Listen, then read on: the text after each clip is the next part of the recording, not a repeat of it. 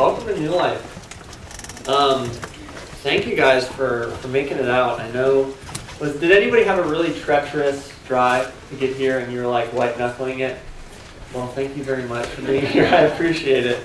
Personally, I love the snow, and I woke up this morning and there's just snow falling, and it's just beautiful, and it's just pure, and it's just clean, and so that's why I kind of kept the windows open, because I was like, or the shades up, because I was like, man, if it's going to snow, I want us to see that. I want us to see what God is doing. I want us to see how God wants us sometimes to just stop life and stop the busyness of life and the distraction of life and actually just like be amazed at what He has done and what He is doing.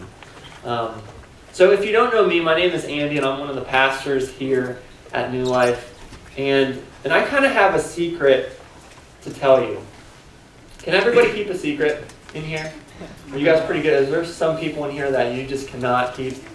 Ed, we all know you cannot keep a secret. So, if anybody in the room likes somebody, just kind of make sure Ed's like the last person to know. Just a little FYI. Love you, Ed.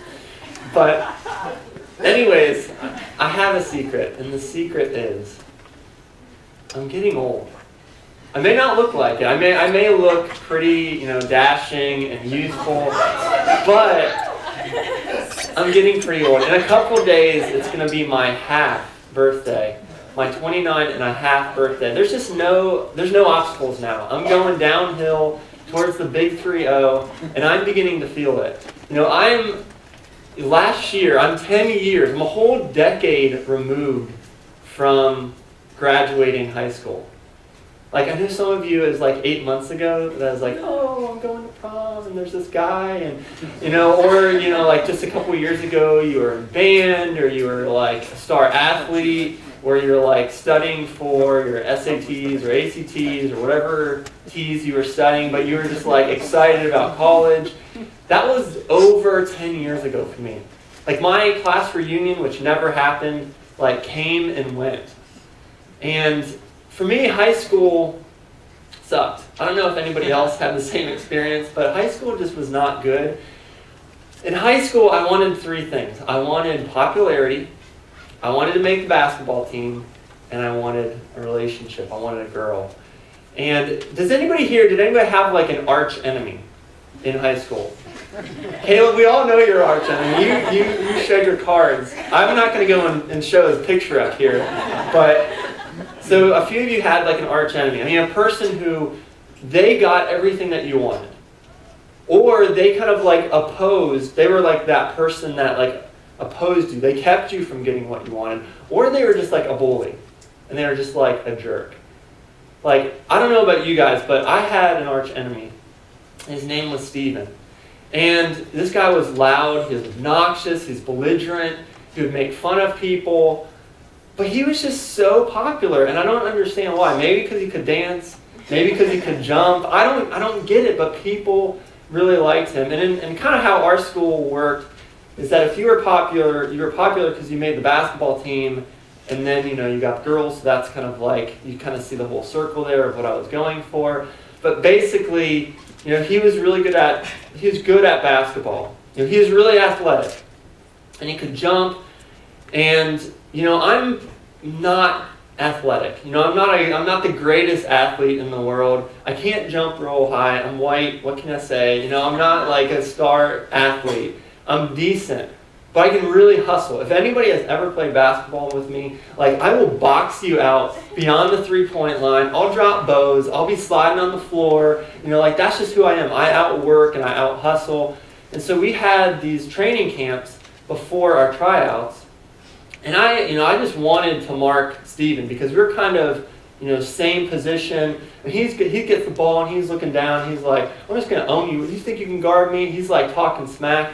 And I like shut him down the whole time, and I out-hustled him, outplayed him, but he still made the basketball team every year, and I didn't make the basketball team every year. Just that arch nemesis. So basically, high school played itself out, and for some reason, I had this illusion that prom was going to change everything. Maybe it's It's like She's All That, but I know that movie is like so far ahead of you guys that shows my age. But it's like, oh my gosh, like high school's been so bad, and prom's gonna change it. It's gonna like redeem high school, and I'm gonna like leave with this great memory, and then all of a sudden like high school is gonna be great because prom was great. So I like built everything into prom, and I'm like, prom's gonna be great. I'm gonna ask someone, we're gonna have a great time, and that's gonna be like my one magic shining moment of high school. So anyways, I go and I ask this person, and I'm like waiting, and she's like, I don't know. And I'm like, well, that's not a great answer.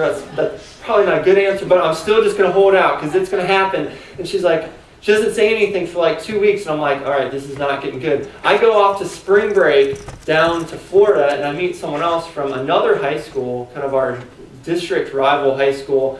And I'm like, she's kind of cool, but I'm not going to ask her yet because I'm still waiting for this person. I'm going to give her another week. And then a week comes, she doesn't say anything. I'm like, okay, well, I'm going to ask this girl now because she's not going to say anything. So I ask her, and I call her on the phone, and I'm like, in my suavest voice, I'm like, hey, do you want to go to prom with me? Where I probably sounded like, do you want to go to prom with me?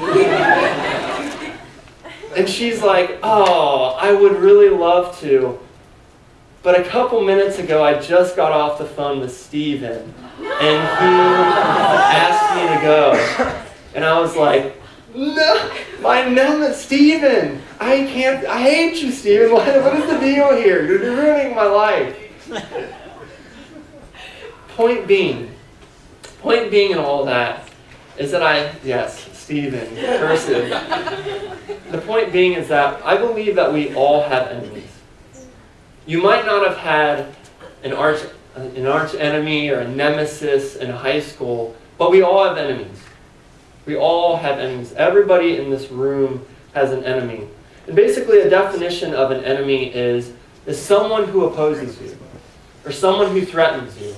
Someone who threatens you maybe physically, emotionally, economically, socially, culturally. They threaten your livelihood. They threaten your ability to kind of live out your life. They threaten your pursuit for happiness. So I want you to think, just for 5 seconds, 10 seconds here, who is your enemy? Right now. Think about it. Who is your enemy? Maybe your enemy is somebody, kind of personal. Maybe it's like a bully. Maybe it's a boss or a coworker. Or it's that kid in your chemistry class that always breaks the curve. It's your competition, to get into grad school or whatever school you want to get into. Maybe it's a parent who is never there and isn't there for you. Maybe it's an ex. For those of you in relationships, maybe it's your significant other's ex. That definitely happens a lot. Maybe it's a person who stole that person that you want, or that job that you want, or that position that you want. Or maybe it's just like a people group. Maybe it's someone from a different religion, or a different race, or a different ethnicity, or a different nationality, or a different sexual orientation, or a different opinion, or a different worldview, or a different economic class. Or even within Christian circles, it could be someone with a different theology. Come on, we've all done that at some point or another. Or maybe it's just simply the man is your enemy. I'm dealing with that in my life. It's the man is the enemy. But whoever it is, we all have an enemy. We all have a Stephen in our life. Like we all have that person that, man, like they just, they set a fire in us. They get us upset. Like we just don't really like them. So today we're going to be talking about our enemies and what is Jesus' response to our enemies. So if you can flip with me to Matthew 5. We'll be in Matthew 5. We'll be kind of floating around in a couple of different verses today. But Matthew 5 is going to be really where we encamp. And in Matthew 5, Jesus kind of gives two natural responses to our enemies. Kind of those two human responses to our enemies. And the first response is in verse 38. And he says, "You have heard that it was said, an eye for an eye and a tooth for a tooth." So literally he's basically saying, hey, you've heard that the first response is you retaliate. An eye for an eye. If you hit me in the eye, then I'm going to hit you in the eye. You knock out my tooth, I'm going to knock out your tooth. If you hurt me, then I'm going to hurt you. If you don't make me feel the way that I want it to be felt, I'm going to make you feel that way. Like that idea of retaliation, the idea that we want justice, we want vengeance. We want this person to hurt in the same way that they have hurt us. I was driving home from work about a month ago in December, and I love NPR. Does anybody else really love NPR? And that's like what you listen to? Okay. And I feel like every sermon I talk about the news, so you're going to get another news bite here. But it was back in December. I was listening to NPR, and they were talking about the country Central African Republic. If you don't know where that's at, it's in Central Africa. Just kind of throwing that out there for you. But it's in Central African Republic. Basically what happened in March is that there was a coup, and Muslim rebels kind of overthrew the government. There really hasn't been a government the last couple months here. And now what happened in December is that Muslim rebels, they were kind of holding the power, and they were going from village to village, killing Christians, village to village, like burning villages, kind of causing all this havoc, to the point that people are like, is this like genocide? Do we have to come in and intervene? And then the next minute in the news bite, they talked about how Christians had created their own army, their own resistance army, and now Christians were going into Muslim villages, going door to door, killing Muslims. I don't know about you, but when I hear that, I'm just so angry. I'm like, what? No, why? Why would you do that? But I think that's kind of been all of us. That you hurt me, I want to hurt you. You killed my mom, I'm going to kill your mom. That retaliatory response is in all of us. I think even in Christians here in America, we can kind of have this mentality of an us versus them. This is your third point in your bulletin, not your second point actually, but so kind of flip those. But we can have this us versus them mentality. That, I like you because you like me. I like you because you agree with me. You're part of my tribe. And anybody who's different is kind of on the outskirts. I don't like you. I'm going to attack you or whatever. Even I'm reading this book called Unchristian. It kind of talks about different stereotypes or different attitudes that people who don't believe in Christ have about the church. And this is a quote from the book. The quote says that we as in Christians have become famous for what we oppose, as in those we're threatened by, rather than who we are for. That even us, do you feel that inside of you at times? You may not want to say it, but you feel it. That we love those who love us, but we kind of hate those who are not like us, those who are different from us, those who disagree with us, those who aren't a part of our tribe, aren't a part of our circle. I think that's really natural. It's just a natural tendency in all human beings to kind of do that. Jesus even says this in verse 43. If you want to jump down to 43, he says, this is the second response. He says, you have heard that it was said, you shall love your neighbor and hate your enemy. Jesus says this himself, and it makes sense. We see, I've been reading this book, My Promised Land here. This book is awesome, by the way. And it basically talks about the Israeli-Palestinian conflict. And it talks about a lot of the history of Israel and how in the early 1900s, a lot of Jews were coming into Palestine and they were starting up settlements, and they were kind of, at that time they were living side by side with Palestinians. And yes, there were some conflicts. There were some, a couple people were murdered here, a couple people murdered here. But in general, there was a general peace. People got along. People were in the same area and they were able to prosper and thrive. And as Jews were prospering and sending out a lot of their goods to Europe, Palestinians they had the villages right next to them, and they were thriving too.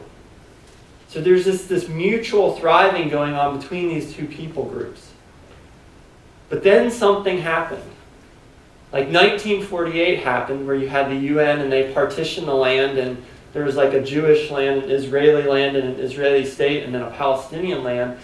And instead of kind of welcoming neighbors in, they're like, we have to defend ourselves. We have to protect ourselves. We have to preserve ourselves. And they pushed Palestinians out of their land.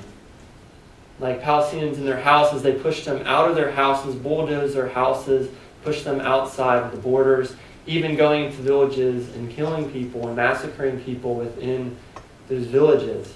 And this is a quote from one of the soldiers who was part of the division in the military that was kind of pushing all these people out. This is what he says. He's talking about an Arab village. He says, "There is much commotion. Hens are everywhere, clucking away. The cattle break into the yard now and then. But even in all the excitement, I see the wrong in all these looted possessions. And at the end of the day, it disgusts me, sickens me. I cannot recognize the guys anymore. All of them are drunk with victory and driven by the lust for loot. Each one of them took all he could, and in the joy of triumph, they broke loose, expressing feelings of hatred and revenge, turning into real animals. They smashed, destroyed, and killed anything in their path. The thirst for revenge found its fountain, and the comrades lost all humanity. I can't believe that human beings are capable of such things, to kill dozens of people in cold blood. No, I cannot say in cold blood, with passion. Day by day, the human feelings in us become duller and duller." That I think what inevitably happens when we kind of look at our enemies as them is that we end up dehumanizing them. That our enemies not only are just not as good as us, they become not as good as humans. They become unhuman. And in that we lose our own humanity. Because this, even, and I'm not critiquing that whole situation. It's more complex than just what I'm communicating. But here are people that are Europeans, and we kind of consider them as civilized, but yet these atrocious acts are happening. That is inside all of us. That mentality of I need to defend, I need to protect, and I need to preserve, even if it means at the cost of them, at the cost of my enemy. So what does Jesus have to say about this? He's given us two responses, two natural, innate responses, two survival responses in us. And what does he say? In verse 39, he says, "But I say to you, do not resist the one who is evil. But if anyone slaps you on the right cheek, turn to him the other also. And if anyone would sue you and take your tunic, let him have your cloak as well. If anyone forces you to go 1 mile, go with him 2 miles. Give to the one who begs from you, and do not refuse the one who would borrow from you." And then in verse 44, he says, "But I say to you, love your enemies, and pray for those who persecute you, so that you may be sons of your Father who is in heaven." So here he gives 3 different examples. The first example is he talks about the right cheek. Someone hits you on the right cheek, then basically let them hit the other cheek. Let's imagine this. If you're going to hit me on the right cheek, you're going to use either your left hand or you're going to backhand me. Both of those, in this culture and in that culture, that is a sign of contempt. That's a sign of opposition. That's a sign of insult. That is a sign of hate. He's basically saying, hey, if someone backhands you and they're showing hate, just turn the other cheek. Then the second example is he's talking about this man who's suing another man. And just remember that when you're suing somebody, you're kind of asking for compensation. So if a man is giving his tunic, that means that man is probably poor. Because when you're poor, you only have a few possessions. One of your possessions was a tunic, another possession was your cloak, and those things were literally on your body at the time. So if someone's suing you and the only thing that you can give is your tunic, that means that you're poor and that this man is probably taking advantage of you. And Jesus is like, all right, don't just give him the tunic, give him your cloak. Like a cloak covered you. A cloak kept you from being completely naked. A cloak kept you warm. A cloak was like the most dear and precious thing, that possession they had, the most important possession. It's basically, he's like, don't just give him your sweater, give him your jeans. That's what he's saying. Then the third thing he's saying is, hey, if a Roman, if they ask you to go a mile, go another mile. At that time, it was Roman law that the Romans could basically, at any point, you could be like in your garden doing whatever, and if a Roman soldier came along and said, hey, I want you to carry my armor for a mile, you had to. That by law, you had to carry someone's armor. Think of this. At this time, Israel is not free. They're not independent, but they are under the occupation of Rome. They are oppressed by Rome. They are humiliated by Rome. Imagine that literally a Roman comes by and is like, hey, carry my armor. Carry the very thing that oppresses you for a whole mile. Think how humiliating that is. Think how humiliating that is. And Jesus is like, go another mile. That's kind of where you get that term, like go another mile. This is what Jesus is saying, and part of me is like, are you serious? Like, there's no way. How can you say this, Jesus? Like, what the heck? This guy's oppressing me. Why would you tell me to do this? But we don't see it just with Christ either. We see it in 1 Peter 2. You can flip with me if you want, but I'm just going to read it real quick. Peter says in 1 Peter 2, verse 13, he says, be subject for the Lord's sake to every human institution or authority, whether it be to the emperor as supreme or to governors as sent by him, to punish those who do evil and to praise those who do good. For this is the will of God, that by doing good you should put to silence the ignorance of foolish people. Live as people who are free, not using your freedom as a cover-up for evil, but living as servants of God. Honor everyone, love the brotherhood, fear God, honor the emperor. When Peter's writing 1 Peter, it's like in the mid-60s AD, and that is when you have Nero on the scene. And Nero, if you didn't know, persecuted Christians harder than anybody else. Like, he would cover Christians in like the furs or like the skins of animals and basically like set them loose and then set the dogs after them. Like, he would crucify Christians like upside down any ways. He would go and use Christians as human torches, get in his chariot and ride around in his garden. And here Peter is like, honor the emperor. At the same time, Peter ends up seeing his wife killed in front of his eyes. And he's still saying, honor the emperor. Is anybody else like, how can he say that? How can he tell us to honor the emperor? How can he tell us to still do that after what is happening here? How can he tell us to love our enemy? All right, so let's move forward to Acts 7. We see Stephen getting stoned here. No, he's not like at some Jimi Hendrix concert, but like being stoned by the Jewish authorities. And he basically is giving this huge, kind of talking about, he's basically telling them about Jesus. They're upset. In Acts 7:54, he says, now when they heard these things, they were enraged, and they ground their teeth at him. But he, full of the Holy Spirit, gazed into heaven and saw the glory of God. And Jesus standing at the right hand of God, and he said, behold, I see the heavens open, and the Son of Man standing at the right hand of God. But they cried out with a loud voice, and stopped their ears, and rushed together at him. Then they cast him out of the city and stoned him. And the witnesses laid down their garments at the feet of a young man named Saul, who's Paul. And as they were stoning Stephen, he called out, Lord Jesus, receive my spirit. And falling to his knees, he cried out with a loud voice, do not hold this sin against them. And when he said this, he fell asleep. This man is getting stoned. This man is getting killed. And he is praying to God as he is getting killed by his enemies. And he's saying, do not hold their sin against them. That's unbelievable. All right, let's move forward into Matthew 26. We see Jesus. This is right before Jesus is about to go to the cross. This is right before he is about to be arrested. He's in the Garden of Gethsemane. And we see in verse 50, Jesus says to him, friend, do what you came to do. they came up and laid hands on Jesus and seized him. And behold, one of those who were with Jesus stretched out his hand, drew his sword, and struck the servant of the high priest, cut off his ear.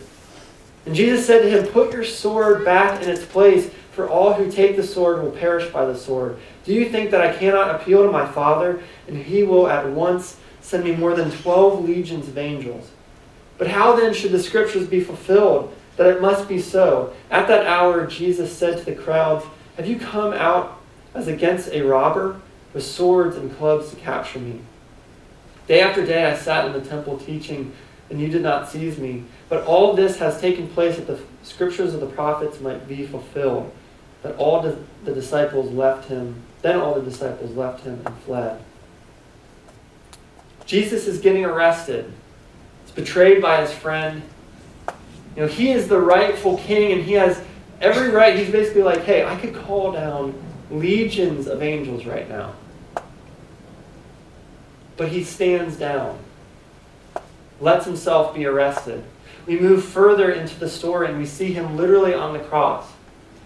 He's been beaten, he's been maimed, he's been gouged, he's been spit at, he's been mocked, he's been undressed. And the last prayer that he has to his Father is basically, "Father, forgive them, for they know not what they do." Father, forgive them.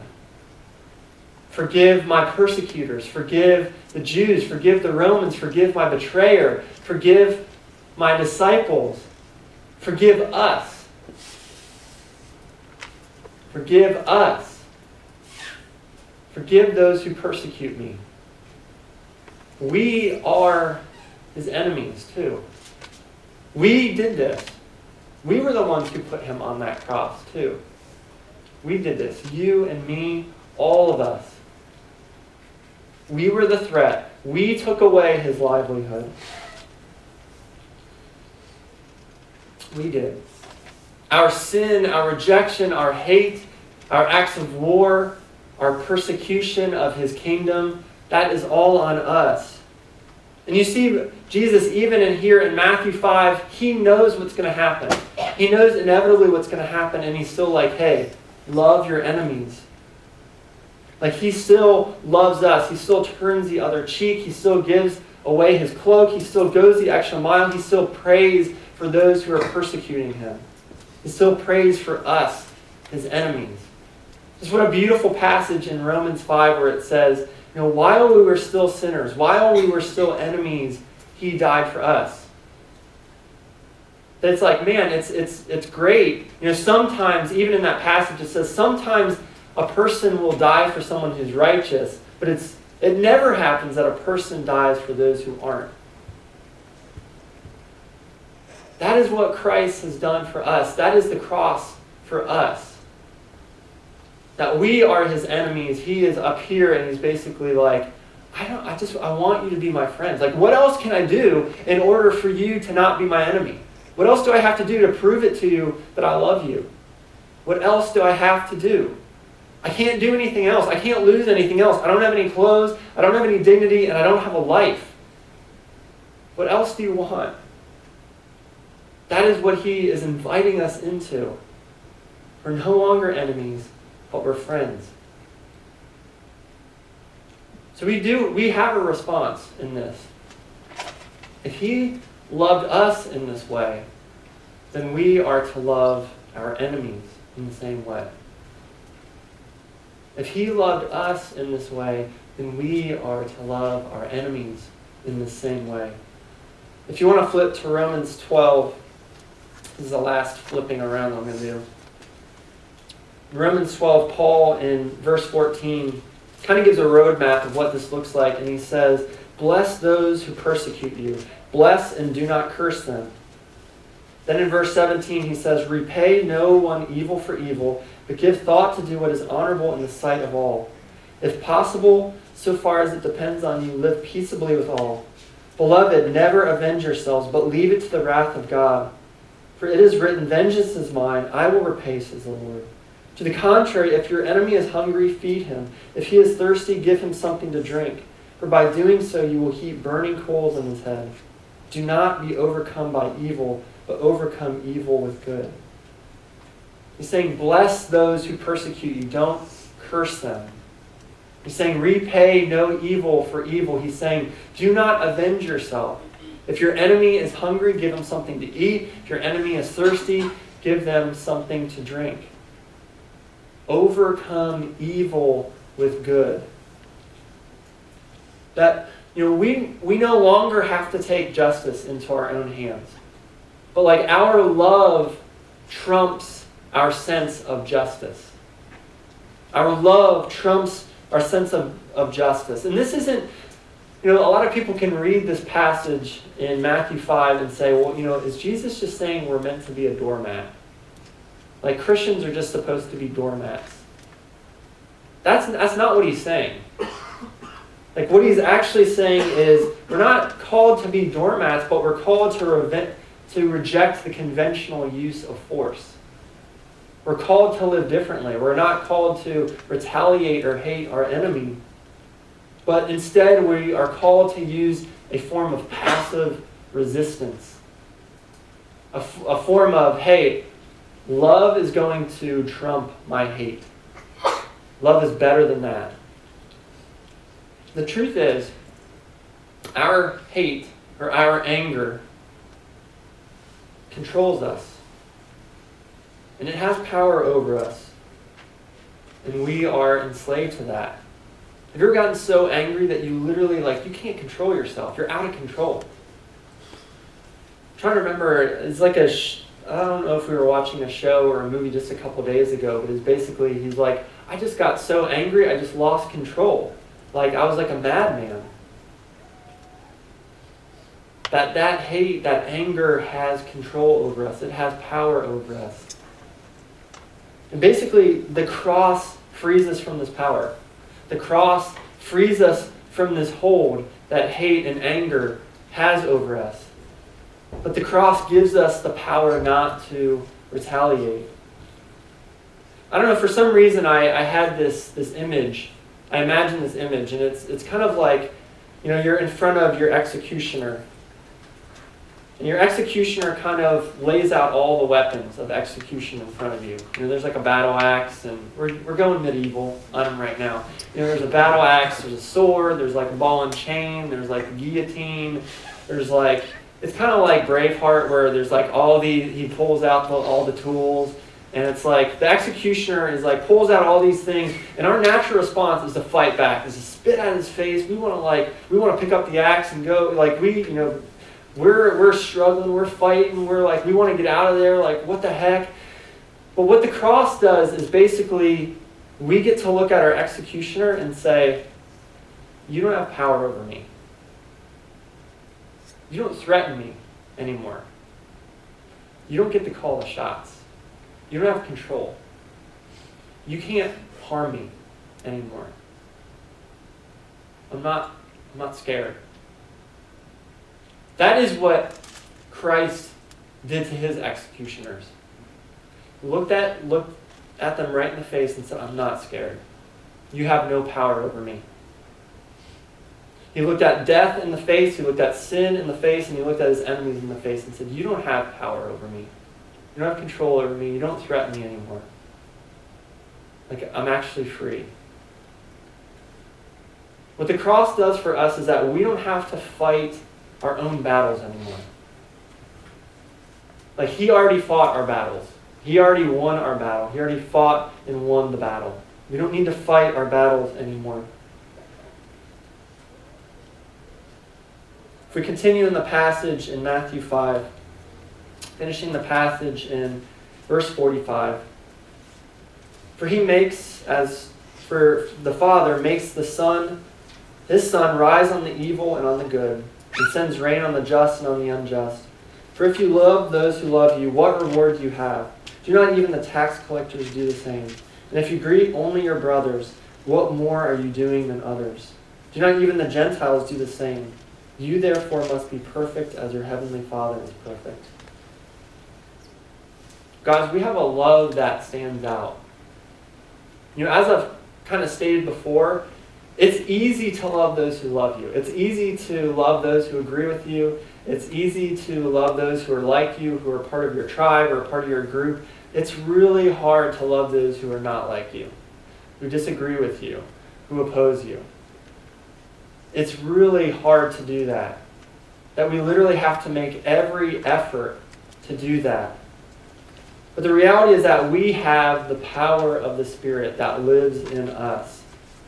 And we have the power of the Spirit to live out a love that is distinct. A love that is different. A love that lays down our rights, lays down our hurt, lays down our sense of justice, lays down our fear to love those who hurt us, to love those who offend us and oppose us. There's a story that I kind of want to share to kind of finish out. Has anybody heard of Jim Elliot and Elizabeth Elliot and The End of the Spear? Has anybody seen the movie? Okay, awesome. The story goes as this. There was a guy named Jim Elliot and another guy named Nate Saint. And those two, with 3 others, decided in the 1950s to go to this unreached people group in South America. And they went to this unreached people group, and this people group, they were known as being really fierce.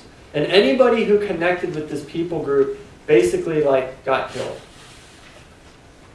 So, hey, they're like, let's go to this people group, and we want to go and find where they're at and then connect with them. And they connect with they connect with 3 guys, and there seems to be some peace. They kind of send up food and they send down food, and it seems like there's kind of a peace going on here. And they're like, hey, we're going to come back. So they come back, they land their plane, there's this riverbed, they land their plane, they see these 3 guys, and they're like, this is great. And then all of a sudden, all these dudes come flying out of the bushes, and there's this great ambush, and all 5 of these guys get speared to death.